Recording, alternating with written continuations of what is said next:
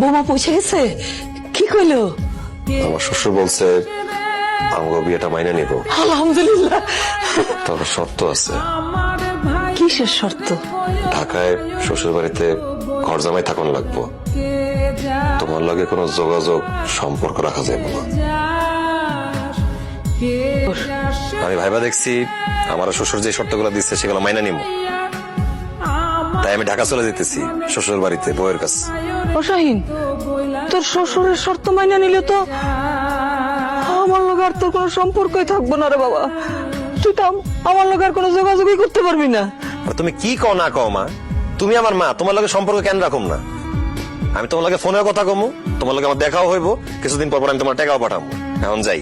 না না না না, আমি তোরা যাইতে দিব না। আমি তো তোর ছাড়া থাকতে পারবো না রে বাবা। হ্যাঁ, তুই ছাড়া আমার আর কেউ আছে বাপ? তুই ক, তোর না দেখলো তো আমি আমি তো দম আটকে মরে যাবো। আমি তোর ছাড়া থাকতে পারবো না।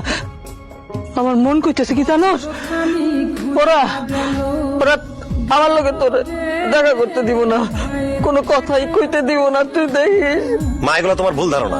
তোমার লগে আমরা দেখা করতে কেউ বাধা দিব না। এখন তুমি আমার বাধা দিও না তো, আমার যাওয়ার অনুমতি দাও মা। যাইস না বাপ, আমি তোর কোনো অনুমতি দিতে পারব না। তোর আব্বা মানুষটা গরিব ছিল, আমাকে সংসারে অনেক টানাটানি ছিল, অভাবের সংসার ছিল, কিন্তু বিশ্বাস কর কোনোদিন কারো কাছ থেকে হাত পেতে 2টা টাকা ধার খরচ করে নাই। আর সেই মানুষটার বলা হইয়া ঘর জামাই থাকবি তুই? ঈদের